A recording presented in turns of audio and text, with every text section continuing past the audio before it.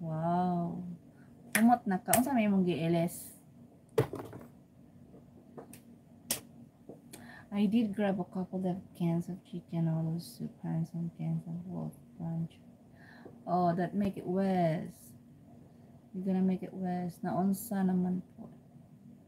Ang bot si Jillian kay paano-ano man ang mood niya. Ingon siya 6 months dili na daw siya magkikistorya niya kay magkunwari man siyang moingon nga nasayop siya og chat, nagkunwari siya nga kanang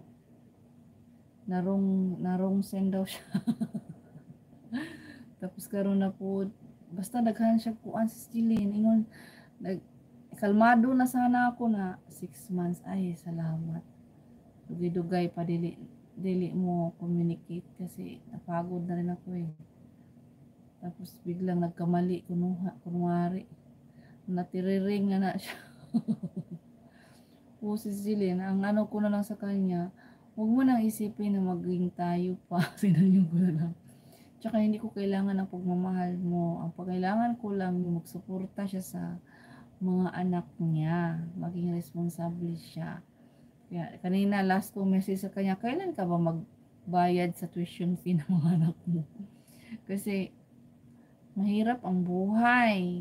You know, mahirap ang buhay ng Filipino Record TV. So, kailangan niya ng panagutan ang dapat niyang panagutan sa mga anak niya. Kailan pa? Pag magpatulpo na ako. Baka talagang ipatulpo ko na talaga yan. Sabi pa ni Junior, o ipatulpo na natin, mami. Sabi ko, nako, si Tolpo ngayon kalaban ng ano natin, manok. So, wala tayo dyan kay kalaban natong manok natin yan. Hindi tayo pwedeng lumapit dyan. Ang bata si Silab, ipapangayo. Yun na nga.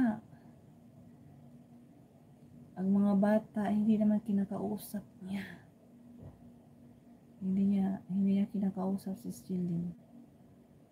Hindi ko alam. Si Angel, hindi ko alam kung itry ni Angel mag-message. Baka i-block pa si Angel dun. Naman ko. Ang sama-sama niya siguro no, kung hindi niya kausapin mga anak niya. Sobrang sama niya. 15 years hindi niya pinakausap. Only chicken noodle soup and orange plus the medicine are needed. Cans of chili reduces headaches. Tall glass of water next to me, staying hydrated. Yeah, 8 glasses a day. Metrosonic. Yung asawa ni telepono si Silab nung nagpirmo. Oh. Asawa tsaka anak ni Tolpo. Kaya hindi pwedeng lapitan. Sabi pa nga ni Junior, lapitan daw si Tolpo. Sabi ko, wag na, lalaki lang ulo ng mga yan. Lalaki lang ulo nila. Ay, kalaban sila ng Duterte. Siyempre, kamag-anak namin si Duterte, hindi pwede. Hindi pwede. Ipotry lang dito si sila. Malay mo mag-reply. Si Angel, sabihan ko bukas. Kaso lang, may tuyo kasi buwanon ngayon si Jillian eh. May tuyo yun. Ano yun eh, saltik. May saltik talaga siya si Jillian. Kahit sinong babae hindi makatagal sa kanya kasi may saltik talaga siya. Hindi siya normal.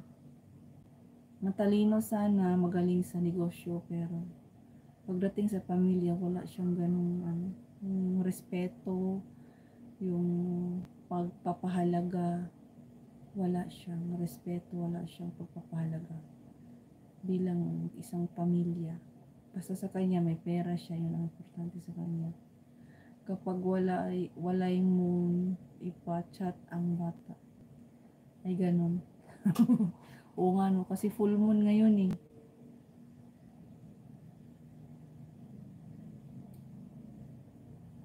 May saltik siya. Full moon ngayon kaya. Ang ganda ba na cellphone ko guys? Mamahalin. 3 years pa rin mahuman o bayad si Jillian. Worth 90